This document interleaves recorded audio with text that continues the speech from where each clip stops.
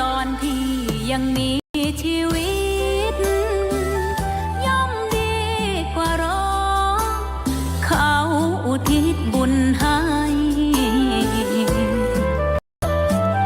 อย่ามัวหลงเพลินเดินห่างวัดตัวอย่างชัดมีมากมายเข้าวัดตอนตายไม่เกินแก้กรรมเข้าวัดยามเป็นผลบุญหนุนนำเข้าวัดยามเป็นจะได้เห็นแต่น้ำใจเข้าวัดยามตายจะได้เห็นแต่น้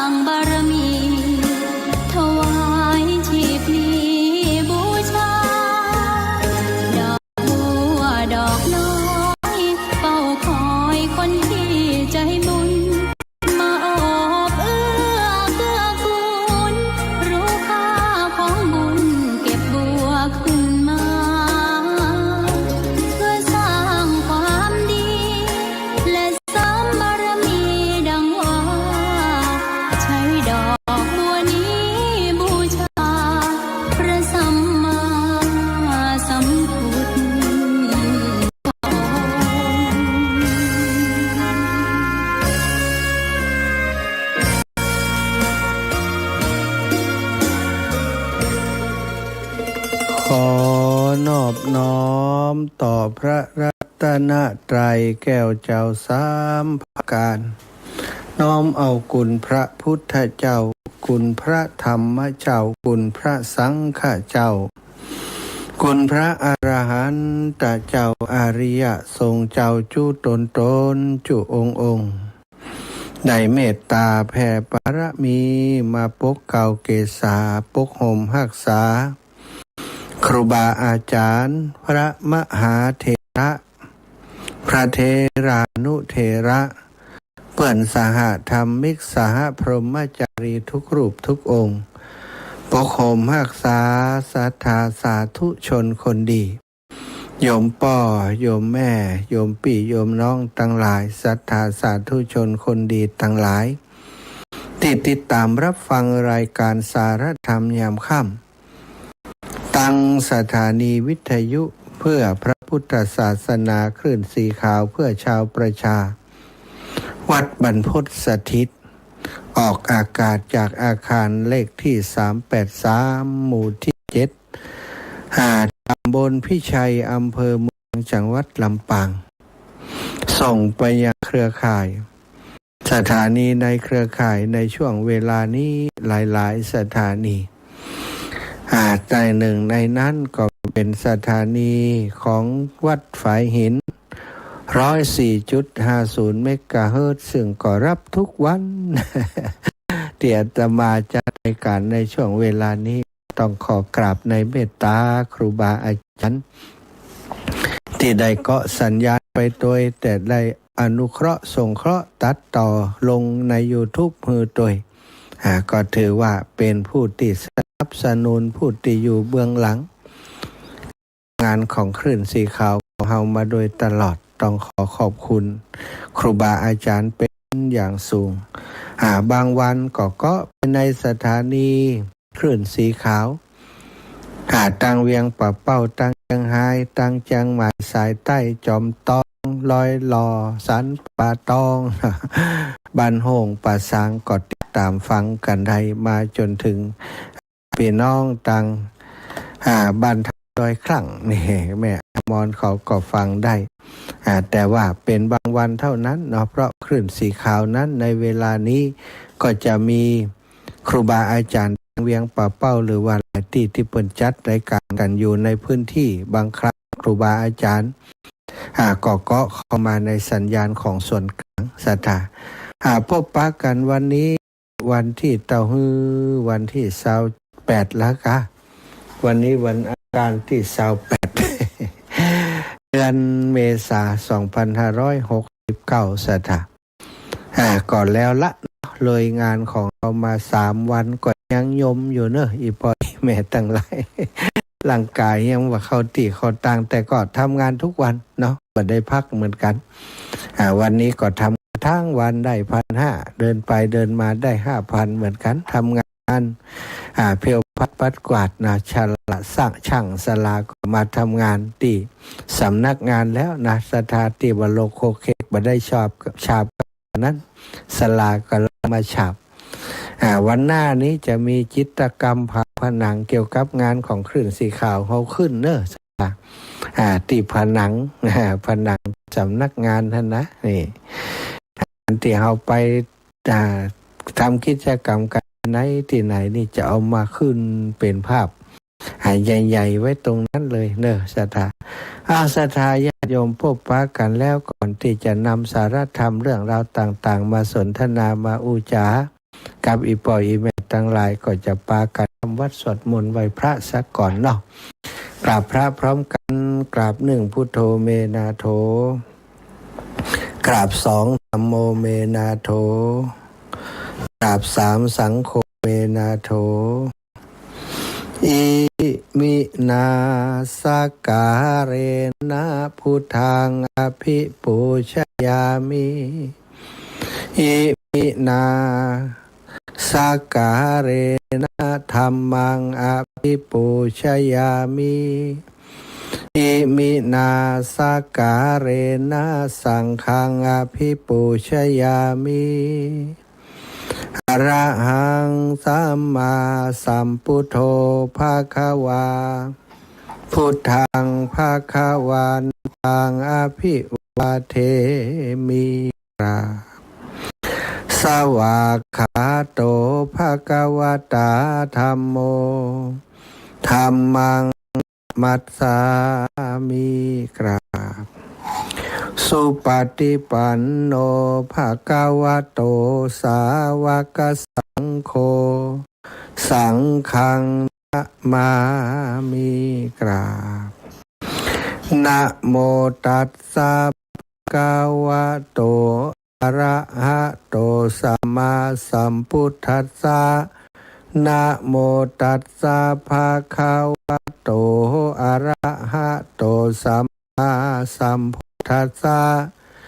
นะโมตัสสะภะคะวะโตอะระหะโตสัมมาสัมพุทธัสสะพุทธังสรณังกัจฉามิธัมมังสรณังกัจฉามิสังฆังสรณังกัจฉามิตุติยัมปิพุทธังสรณังกัจฉามิตุติยัมปิธัมมังสรณังกัจฉามิตุติยัมปิสังฆังสรณังกัจฉามิตาติยัมปิพุทธังสรณังกัจฉามิตาติยัมปิธัมมังสรณังกัจฉามิตาติยัมปิสังฆังสรณังกัจฉามิอิติปิโสภะคะวะอะระหังสัมมาสัมพุทโธวิชชาจารณะสัมปันโนสุขโตโลกาวิทูอนุตตโรปุริสธรรมะสารถิสัทธาเทวมนุษสานังพุทโธภาคาวาติสวาคาโตภาคาวาตาธัมโมสันทิฏฐิโกอากาลิโกเอหิปัสสิโกโอปนายิโกปัจจตังเวทิตาโพวินโยหิติสุปฏิปันโนภะคะวะโตสาวกสังโฆอุชุปฏิปันโนภะคะวะโตสาวกสังโฆยายะปฏิปันโนภะคะวะโตสาวกสังโฆสามิจิปฏิปันโนภะคะวะโตสาวกสังโฆยะทิทังจัตตาริปุริสายุคานิอัฏฐะปุริสาปุคลาเอสะภะคะวะโตสาวกสังโฆอาหุนายโยปาหุนายโยทักขินายโย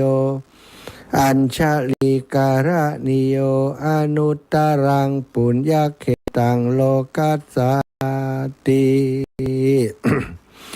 กราบพระพร้อมกันเนอสัทธาญาติโยมกราบหนึ่งพุทธังวรันตังศิรสานะมามิ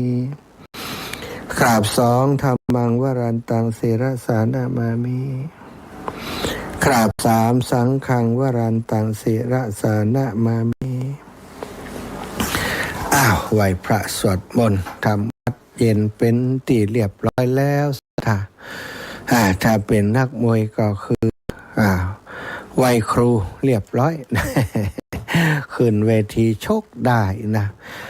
วันนี้พบปะกันก็ใกล้จะสิ้นเดือนเมษาแล้ววันที่28เดือนเมษาวันนี้อาตมาเวลานี้นะหลายวันมาแล้วหลายสัปดาห์มาแล้วตั้งแต่เปิดสถานีมาก็ได้แบ่งเวลาปั่นเวลาในวันนี้แต่เดิมนั้นเป็นเวลาที่อาตมาภาพจัดรายการอยู่ปัจจุบันนี้วันอังคารเวลานี้มอบมือกับครูบาอาจารย์ท่านอื่นท่านดร.อินทวงศ์เนาะได้มาจัดรายการแต่ช่วงนี้เปิ่นไปทัศนศึกษาไปดูงานไปทำกิจกรรมที่ประเทศญี่ปุ่นเนาะยังบ่ได้กลับมาเตื้อเนาะก็คงบ่สะดวกในการที่จะมา จะมาจัดและเข้ารายการจัดรายการส่งมาเปิ่นได้แจ้งมาตั้งแต่ตะวาและว่าขอครูบาอาจารย์ท่านอื่นจัดรายการแตนกรรมแต่ว่าส่วนใหญ่ช่วงเวลานี้ครูบาอาจารย์รูปอื่นๆเนาะก็บ่ค่อยบ่ได้จัดนะมีการมีงานมีกิจกรรมต้องทำวัดสวดมนต์ไออย่างน่ะ เพิ่นก็บ่สะดวกเหมือนกันนะอาตมาก็เลยต้องมาเข้ารายการแตนวันนี้ศรัทธาญาติโยมอีก 2-3 วันเปิ้นจะนิมนต์เปิ้นนิมนต์ไปเทศน์ที่พุทธาภิเษกเนาะที่วัดบ้านฟ่อนนี้เปิ้นจะมีงานส่งน้ำพระธาตุแล้วก็คงจะมีการเฉลิมฉลองไออย่างสักอย่างจะเป็นพระพุทธรูปองค์ใหม่หรือว่าไออย่างเนาะเปิดนิมนต์ไปเทศพุทธาภิเษกก็เป็นเทศภาษาเมืองกำเมืองล้านนาซึ่งก็บ่ค่อยได้เทศต่อใดเนาะศรัทธาวันนี้ก็เลยจะเอาทำพื้นเมืองนะพุทธาภิเษกอันนี้เป็นเกหาภิเษกเนาะ เป็นมงคลยามปีใหม่เนาะคือกับศรัทธาญาติโยมทั้งหลายเมษานี้ก็ยังบ่เสื่องแต่ปีใหม่บางวัดบางวาบางที่บางแห่งก็ยังมีกิจกรรมอยู่ที่บ้านกลางตรงได้เห็นว่าเปิ้นมีการเจริญพระพุทธมนต์สวดเบิกเนาะสวดเบิกสวดอะไรอย่างมีพระธรรมเทศนามาคืนนี้เป็นคืนสุดท้ายคืนที่3คืนแล้วว่าเนาะก็ดีเป็นสิริมงคลแก่บ้านแก่เมืองแก่บ้านแก่จองบ้านกลางตรงนี่เปิ้นบ่มีศรัทธาก็ไปวัดอื่นๆติไกลวัดบันล่องพ่องอย่างพ่องเนาะวัดบันล่องวัดกาดเมฆเนี่ยเปิ้นบ่มีวัดเป็นวัดในหมู่บ้านก็เลยได้ทำพิธีสังฆะจ้ะในหมู่กลางบ้านอีนะก็นิมนต์ครูบาอาจารย์ไปหลายรูปหลายองค์อยู่ทุกคืนก่อนนั่นหันหลวงพ่อใหญ่พระครูอุดมศิริทัตน์เนาะไปสวดเบิกแล้วก็ไปเทศน์ตัวนี้ศรัทธาจะได้เทศน์ทางพื้นเมืองให้ฟังเน้อภายเต็มอกเต็มใจจะใส่กันเทศน์ก็ได้นะ มีเจ้าภาพกำเตือกันเทศน์เนอะถ้าจะใส่ก็เอาปัจจัยใส่บนพานท่านถ้ามีข้าวตอกดอกไม้ก็ใส่ถ้ามีก็เป็นยังแล้วก็เวลาเทศน์จบแล้วอาตมาปั่นปอนศรัทธาก็เอาไปตำที่พระเจ้าก่อนที่จะปั่นปอนตำที่พระพุทธรูปที่มีอยู่ในบ้านในจองถวายหั่นเนาะแล้วก็เวลาไปวัดไปวาก็ไปถวายเป็นก้านน้ำไฟที่วัดที่วาถือว่าศรัทธาได้เป็นเจ้าภาพการเทศน์วันนี้เนอะ นะโมตัสสะภะคะวะโตอะระหะโตสัมมาสัมพุทธัสสะนะโมตัสสะภะคะวะโตอะระหะโตสัมมาสัมพุทธัสสะนะโมตัสสะภะคะวะโตอะระหะโตสัมมาสัมพุทธัสสะโอทานัญจาอารักขานัญจากัลลายานัญจาสัมมาชีวิตติสาธาโวดุราสัพปุริสัตทั้งหลายผู้คงควายไปหอดเวียงแก้วยอดเมืองสะวันจริงป่ากันมวลหมู่มานั่งท่าอยู่ฟังธรรมจุงท่าจำฟังที่เอาเป็นตีสอนใจเอาจากไขบอกเราตามอาจารย์เจ้าสืบกันมาบัดนี้และนาชายันโตอาทาโคภากาวาอันว่าสัพพัญญูพระพระเจ้าตนมีใจยาจานาภาแปมายามานและเสนามานทั้งหลายโพธิมูเลที่แตบเก่าไมสาลีมหาโพนันติวัตานุเหือจำเริญยังความชมชื่นยินดี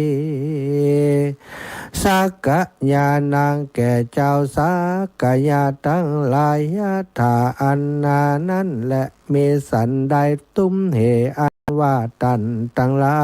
ยวิชาโยจุงพระจนภาแปรยังอนทลายภัยยาตั้งหลายนันเตเอวาตถาพรำด้วยภาการดังกล่าวนั้นเตอัคคปัตโตอันว่าพระพุทธเจ้าตนเถิงยังสัพพัญญูตัญญาณผู้เป็นยอดจอมดวงพระเสริฐอปาราชิตาปันลังเกอันนั่งอยู่เหนือเต้นแก้วภาพแป้แล้วหมู่บ้านปาทาวีโปคาเลติโปคารานีเหนือใบบัวคือแผ่นดินสีเสอันเป็นประธานแห่งปาทาเวียทั้งหลายฐานะตีนั้นเป็นที่อุดมและอาภิเษกเกเป็นที่อาภิเษกสัพพะพุทธานางแห่งพระพุทธเจ้าทั้งหลายพระโมทติก่อฮือชมชื่นยินเดียะถาอันนั้นและมีสันได้ตะวางอันวัตันตั้งหลายชัยยะสุจุงจานาพระจนภาพแปะอุนตลายตั้งหลายนั้นเตอชายะมังคาเลจุงเป็นใจยะมังคาละอันยิ่งเด็ด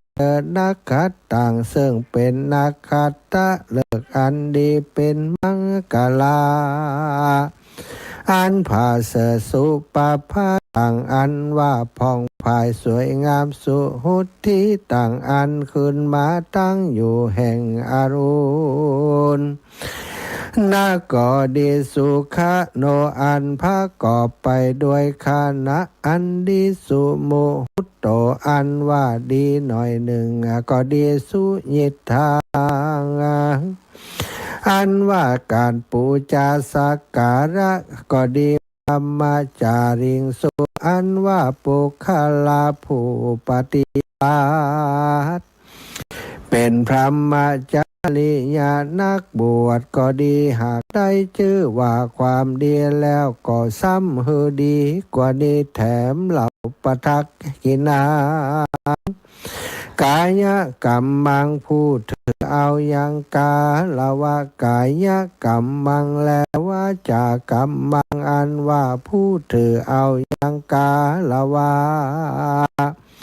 ด้วยว่าจีกรรมมังและปัทถกินังมโนกรรมมังยังปุคคลาผู้ถือเอายังกาละว่า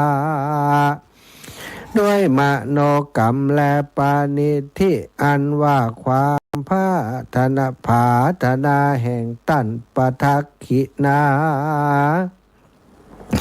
อันกระทำโดยกาลวะนั้นปทักขินาบริกัตตัวกระทำแล้วซึ่งกับตั้งหลายอันกระทำโดยกาลวะนั้นแลละพันตาจุงใดเถมกาวะอัตเถโนพโยจนะตั้งหลายปะทักขีเนเป็นที่กาลวะและตุ่มเหอันว่าตันตั้งหลายสัตลัทธาใดแล้วอัตถะซึ่งพโยจนะสุขิตาจุงเป็นสุขโหตุจุงมีสหกับด้วยสัพพะหิยติพิยังญาติพี่น้องญาติกาพี่น้องเผ่าเปื่อนป้องวงศาตั้งหลายเดเตอพนโตโอเตวะสังขายโยดุราเตมุเตวดาตั้งหลายเยเตวาอันว่าเตวดาตั้งหลายพุงใดก็ดีวัตถุเตวดาก็ดีอารักกะเตวดาก็ดีเตวดาอันรักษาตนตัวก็ดีภูมิเทวดาผู้เป็นมิตรก็ดีมหิทธิกาตนมีอิทธิฤทธิอานุภาพก็ดีอาภิป าเลนตุสัพปะตาจงตั้งไม้ที่จิตอภิบาลรักษาตันตั้งหลายในการะจุเมื่อแดเตอสาลีใจยาสิทธิลาภาอัจฉะในวันนี้หากกะเป็นวันดีเป็นวันสีใจยะผาแป้สัตถูเป็นวันที่พระสัพปัญโยนั่งแต่นแก้วพระก่อผ่าแป้แล้วมหาเสนามานอาบัดนี้หมายมีสัตตาท่านเจ้าอุปาสกะอุปาสิกาสัทธาขึ้นสีขาวของเฮาจุผู้จุท่านจุผู้จุคนเป็นเก้าเป็นประธาน พร้อมโดยลูกหลานน้อยต่างก็มีใจไผ่เจยบานได้กระทำการอันเป็นมงคลงามจ้อยโจดอาเคหังปาลิปุณนังเมียนแล้วเป็นตีอยู่แก้วสวัสดีตอนนี้ไปเฮือสองสีสัทธายันเจ้าเฮือหักกันยังดีต่อกันต่อเต้าแม่อายุมันยืนยาวร้อยสาวขวับเข้าวัดสามทักผาธนา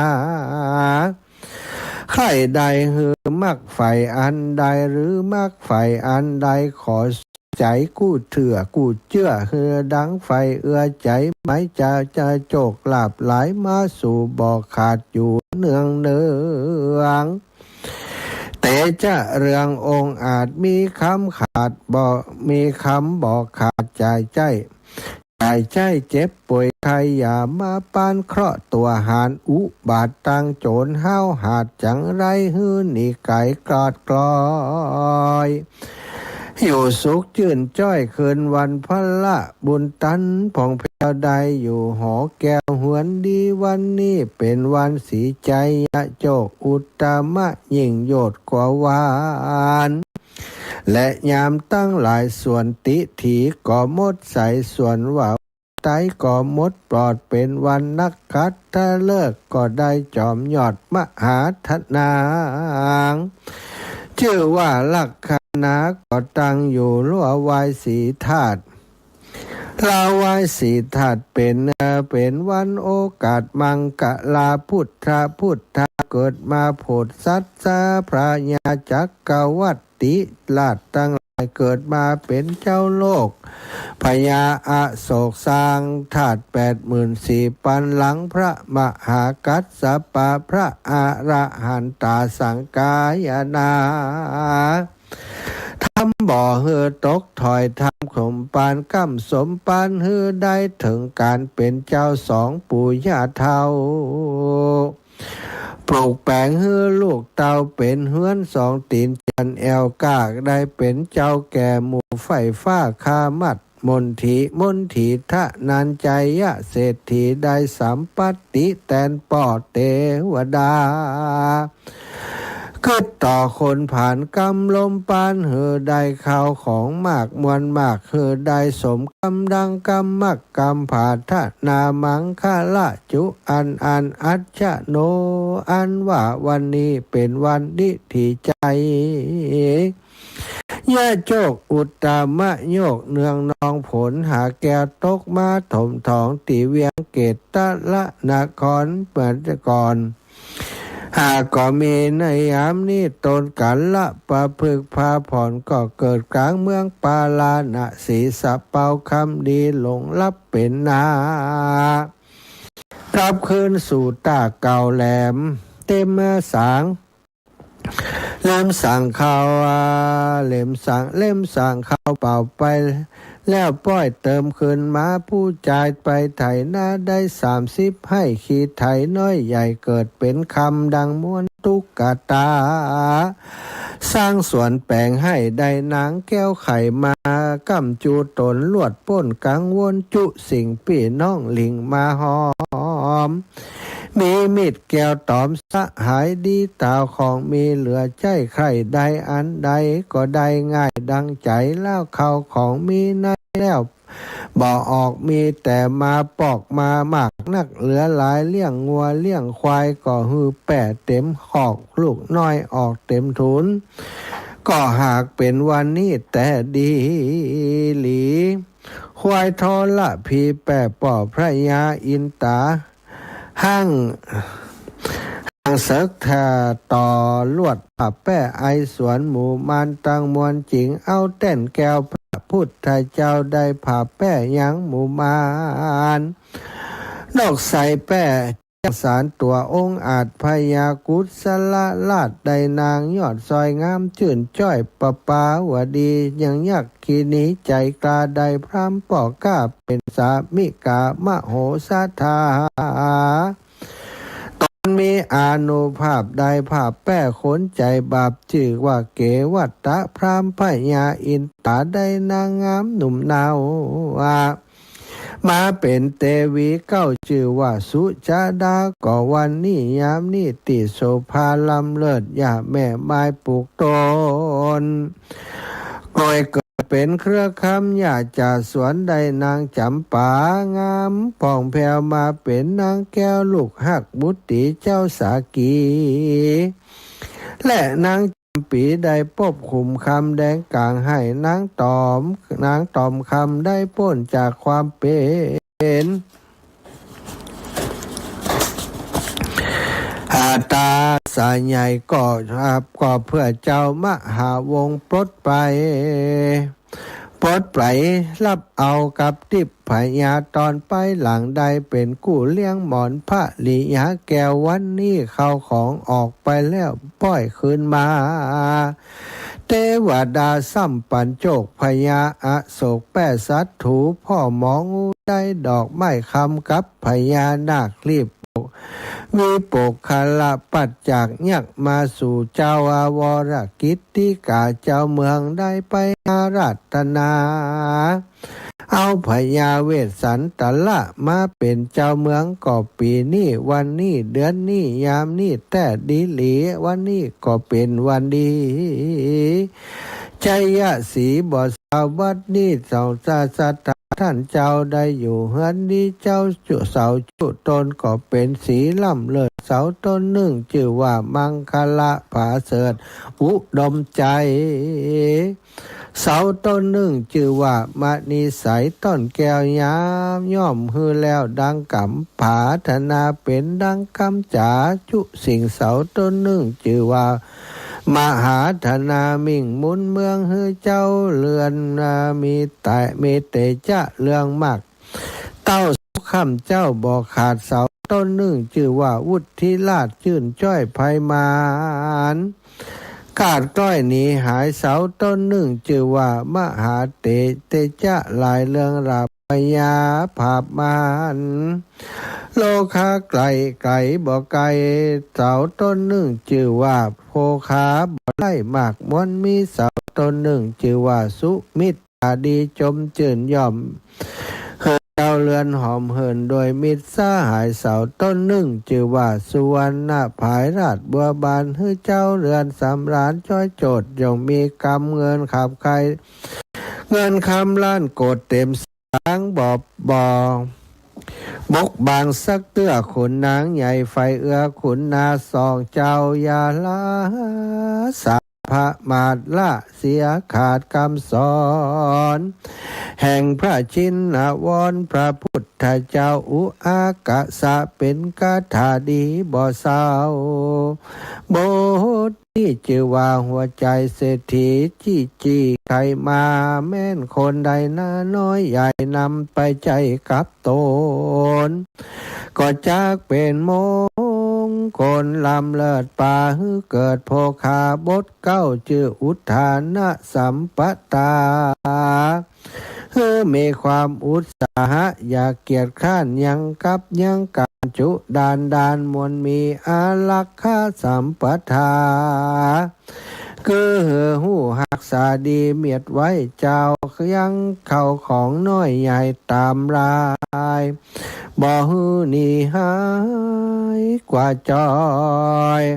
บ่ฮือได้กราดก้อยไกลกลากัลยาณมิตานั้นใส่ไข่บอกไว้ตามมีคบหาคนมิตรดีผ่าเสดจักป่าฮือไปเกิดจ จยบานคนอันถ้าผ่านหยาบจ้าอย่าได้คบหาคบข้าไปหาคบหาแต่ปันดิตานักผาดเจ้าฉลาดกองธรรม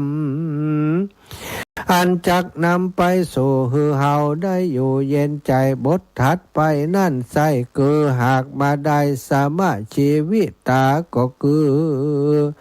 พิจารณาช่วยใจอย่ายังเงินบาทไทยคำมีบ่ฮือเครื่องขีลำบากบ่ฮือจ่ายมากเกินตนฮือเป็นมงคลบ่น้อยได้ชื่นจ้อยคืนวันผัวเมียกันร่วมห้องอย่ากล่าวทองเถียงกันผัวพิษเปียงมากกว่าเมียก็ถอยกล่าวอ้างจากใครก้อยกล่าวอ้างจากใครผัวเป็นไฟเดือดล้ำเมียเป็นน้ำดับเสียกันผัวเป็น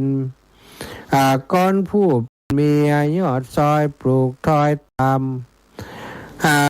บ่ปลูกถอยตามกองฮื้อผัวจะปองบอกเล่าให้หูเก้ากองดีผัวเมียมีผ่องแผ้วผัวเป็นแก้วเมียเป็นแสงต่างหักแปลงคำเจ้าเทวดาเจ้ายอมรักษาแม่นจักหีบก็ปันมาแม่นจักหาก็ปันได้จักคำบ่ไรไหลหลังมามูลเมืองเต้าเป็นดีอันหนึ่งศีลห้าศีลมีอย่าขาดอย่าพระมาต่างเงินได้เจยบาน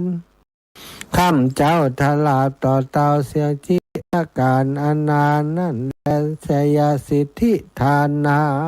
งถ้านางลาพังโสติภาคยังสุขังพลังสิริอายุจะวันโนชาโพคังวุติจยัสสวัสสัตตวัสสะจะอายุจะชีวสิทธิภวันตุเตนิธิตังขิญาเตสนายังมังกลกาตาเกหาปิเสกบังคมสมเลศศรัทธาจบลงไปวันนี้ปืนเมืองเนาะบรรยายมาถึงวันแล้วศรัทธาไก่แล้วเต็ดปืนเมืองสลับซับบรรยากาศไปพ่องเนาะก็จับพอดีเวลา19:45จากนี้ไปก็จะได้เปิดสายเนาะศรัทธาตาปืมปืนลู่จะรับติ๊กนี่จังใดเนาะก็เดียว20:00 ถึง 4:00 ท่านอาจารย์เสน่ห์กาโล20:00 ถึง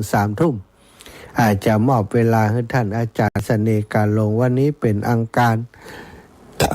รที่4ของเดือนเนาะจับเวลาเปิ้นละเปิ้นจะได้มาพบปะกับศรัทธาอีป่ออีแม่เอาเท่าเข้าทำคำเมืองเข้าเรื่องต่างๆมาเล่าสู่ศรัทธาฟังอาตมาก็จะเข้าในชั่วโมงที่2เนอะ3:00 ถึง 4:00ดึกน้อยเนาะเดี๋ยวชั่วโมงแรกนี้ท่านเสน่ห์การลงเข้าเรียบร้อยกันถ้าจะหาโอกาสได้พักสกรรมวันนี้เนี่ยการยิงยาวเหมือนกันเนอะศรัทธาตั้งแต่เจ้าละได้พักผ่อนบัดเต็มอิ่มมันเลยร่างกายมันเพลียอย่างใดชอบโกนเอาแล้วอีแม่อีป่อโทรมาได้เลย080 8844 173เนอะ080 8844 173ขอบคุณหลายคนหลายท่านแม่สมศรีใจบุญกับสาธุเจ้าแม่จันเป้งติดตามอยู่เนอะเจ้านะคุณโยมกนกพิชัยนาก็ติดตามอยู่อันนี้นี่เจ้าแหลกเจ้าเดิมนี่ตึ้งมีไผ่มียายพรเนี่ยแม่นขนาดกดปุ๊บเจ้าราชการเจ้าเนี่ยนอนเนี่ยปวดขาจ๊กก็นี่เห็นเนี่ยว่าจ๊กเลยเนี่ยจ๊กบาดเนี่ยก็ได้ไปเจ้าเดียวแล้วก็ได้ไปสักกรรมเจ้าขาไม่เสื่อมเจ้า จ็บหัวเข่าแข้งขาเอ้าสบายดีเร็วๆเนอะบุญรักษาเนอะว่ามันพาเสียมันยังตัวเลยเฮ้ยจ่าเอ้า ยายพรยำหัวเจริญพรนมัสการครับแฟนฟันแท้ครับฟันปลอมโอ้ท่านทำก็ได้ครับโอ้เน็ตหนอโอ้เน็ตจ้าครับเนาะเน็ตขนาดเลยครับเนาะเดี๋ยวว่างๆอันมาติดทำนั่นที่วัดไผ่นิ่งกำลังมาว่างสักวันถ้าจ้างแสนนี่วันผูกว่างอะก็เดี๋ยวจะใส่กันตั้งไงครับเนาะวันผูกก็ว่างอะถ้าแชร์หนึ่งนี่นะบุญรักดีครับเนาะถ้าติดทำนี่นะบุญรักษาครับโทรมากันนะครับขอบคุณครับเอาแม่ยากแก้วกับฝั่งวางนี่อย่างไหนกำไว้ฮะเนี่ยชัวไปเหี่ยเนี่ยเพิ่นอู้ครับคนอื่นกำเดียวได้ไม่อยากแก้วชัวไปแล้วโทรมาใหม่คุณย่าวันที่1นะมีงานไหนพ่องวันที่1นี้วันที่30เนอะเปิ่นดาติบ้านจูดใต้มีซอวันที่1 เดือนพฤษภาก็ปอยหลวงตาลกำแพงแล้วก็ส่งน้ำพระธาตุบรรจุเนอเปิ้นก็นิมนต์มาเนาะสถาไปพบปะกันเนอปีน้องบ้านปงใต้ไปด้วยกันจะเลินป้อน2138น้อยทำไมรับสายแล้วก็วางไปเลย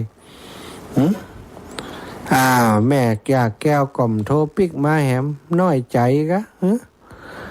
ทับบัตันไปน้อยใจอย่างใดห้ามน้อยใจบ้านจุดบ้านจุดจะมีงานวันที่30กับวันที่1เนาะวันที่30วันดาเปิ้นจะเลินป้อนแม่ย่าแก้วกับหังตู้ลูกคนอู้กับหันเฮากับปีดตะกะไปปีดอย่างกำไว้หันเพิ่นจะชั่วพบเพิ่นก็จะอู้หันกะเสียเวลาอย่างปล่อยมันสุดปิดไปมันจะหมดนะกะไปหมดอย่างมันตูดเนี่ยมาฮับกับเทียบไปหมดตังมันจะหมดแต่ก็หังตู้ลูกเทดูหมออีลำไปเนี่ยหมอลำไปเอาใส่กันเตดมา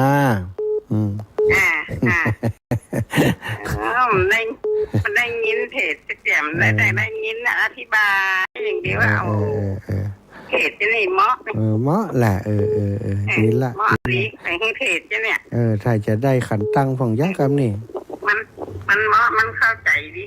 ดีแล้วขอบคุณนายนะจ้าไปที่อื่นกันแน่สาธุค่ะเจริญปอน212138ไปแหมละหับมาตัดสาธุน้อมถวายไว้สาธุเจ้าท่านพระอาจารย์แม่เลนูพี่น้องตังสารปีเนอะทุกคนทุกท่านเนาะขอบคุณหลายๆเป็นกำลังใจโทรมาอุปจากันก็เดี๋ยวจะไปลืมเด้อท่านเสน่กาลงจะเข้าต่อจากนี้นะสถาก็ได้มาพบปะกับเปิ้นได้ฟังท่านอาจารย์มาเข้ากับอาตมานี่ไปคลื่นสีขาวนี่ก็เดือนละครั้งนะเดือนละครั้งเวลานี้นะ30สถานีก็แบ่งปันเปิ้นไปเนาะสถา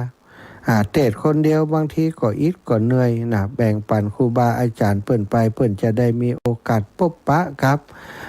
ศรัทธาญาติโยมต่างบ้านต่างจองพ่องนะเปิ้นศรัทธาต่างบ้านต่างจองเปิ้นก็จะได้ฟังครูบาอาจารย์หลายรูปหลายองค์ลำพังอาตมาบัดใจคนเก่งคนเด่นคนดีคนดังอะไรยังเนาะศรัทธาก็ต้องอาศัยครูบาอาจารย์เปิ้นนะมาเป็นสีสันให้ศรัทธาญาติโยมทั้งหลายได้ติดตามนะแล้วก็ได้ความสุขจากการฟังได้เนื้อหาสาระจากการฟังนะพี่น้องตังเชียงใหม่นะรับกันแล้วกันนะวันนี้แสดงว่าตังเชียงไฮ้ตังสายใต้เนาะบัดได้ฟัง เพราะว่าครูบาอาจารย์รูปอื่นเปิ่นออกในช่วงวันอังคารนี้ แต่พุ่นน่ะเนาะ2 ทุ่มถึง4 ทุ่มนี้เจอกันแน่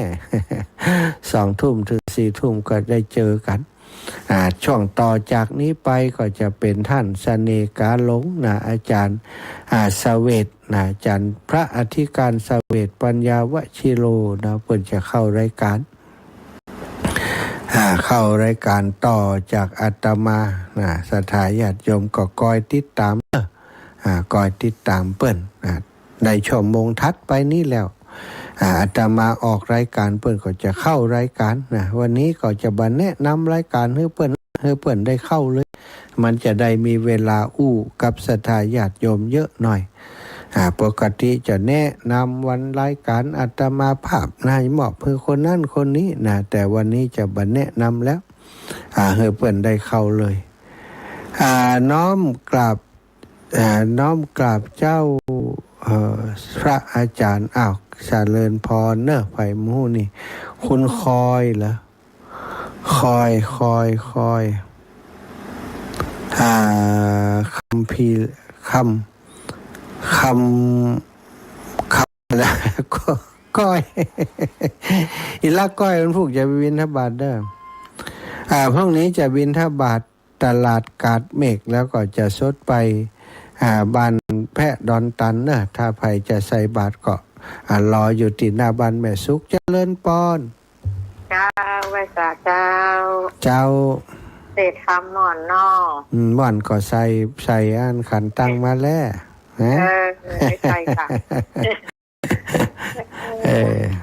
ก็อ่านมาก็ได้ยินหลายรอบแล้วนะเศษลูกเศษอะไรก็ว่าหมวนอยู่เจ้าเต็ดไปจะอันเนาะมาเก่งอย่างครูบาอาจารย์เป็นก็ฝึกไปเต็ดไปตามเพลงนะกันเนาะเจ้าอีแม่แม่ฟังอยู่นี่น่ะวันนี้มาได้อยู่บ้านนะไปวันค่ำกันนะไปไหนอ่ะไปซบบ้านเนี่ยคนตายแล้วคนเอาไว้วัดต่อแข่งคุณไว้ไก่ตาแล้วก็ว่าก็ไปซบวัดตรงนี้ฮะคนเฒ่าอายุ98เนาะตักตาไปซบ2 วันทักกันแล้วนะเจ้าวันเฮ้ยไปเตะหลานละฮะได้ย่างนะนะงานกันนักทุเจ้ากันแล้วนี่นักแล้วคนว่าไปเฝ้าคนเฒ่าแม่เคยไปเฝ้านะก็เลยได้ไปนะเจ้าแต่ละคนอื่นเหตุก่อนก็หน้าก็เอาส่วนนี้เขาว่าเจ้าสาธุนะแม่เนอะเจ้าเป็นกำลังใจให้เนอะสาธุเจริญปอนแต่อาจารย์แม่ยุลาเลี่ยมใสบ้านตาแหนเจ้าแม่ยุลาเลี่ยมใสบ้านตาแหนได้บุญหลายเนอะบ้านตาแหนนี่ตึงหมู่บ้านได้บุญหลายขนาดเจ้าวันนั้นหมายจะไปมาได้เจ้าเก็บเขี้ยวแก้มฟองขนาดนักหมายจะไปเอาวิทยุมาฟังให้ว่าอาจารย์ปัดเขี้ยวนี่มันลึกเนาะหักเจ้าแล้วเนี่ยฟังตลอดเลยเจ้าคนถ้าจะนักกันเนาะนักขนาดนอนฟังเจ็บฟังระวังนี่เจ้าคนปันก็ปันฝ่ายเพื่ออยากเจ้านี่โอกาสจะไปแอวตาแหนเด้อเจ้ามาเลยเจ้าสาธุครับมางานประเพณีเดือน9เป็งจะได้ละเจ้า9เป็งเนาะเจ้าตรงวันที่31เจ้าจิมาจุ่มกันแล้วกันเจ้าแม่เจ้าสาธุเจ้าบุญรักษาแม่น้อยอุตุดีเจ้าแม่วัดนั้นเดียวนี่ตุลุกมิมาเปิดฟังจับพอดีเนาะสวดมนต์ไว้พระถึงวันทำจะกำเจ้าเจ้ามันเป็นยังไปสวดมนต์มาเดียวดีละไปสวดมนต์เขาทำเป็นประจำเจ้าขอบคุณแม่เด้อเจ้าวันนั้นได้วิทยุได้บ่นกะในกั้นรุ่นในกระไดจบพอดีนะจับเตอร์ได้บุญอย่าดูลูกได้บุญได้บุญจ้านี่หมูเปลี่ยนได้เนาะจ้าหมูเปลี่ยนแม่ได้นะพยายามนะล่ะดีกันเจ้าวันหน้าไปรอเตียนไหนตีว่าไปอันไหนขอบอกกำเนิดว่าไว้ไปที่อย่างก็ตาค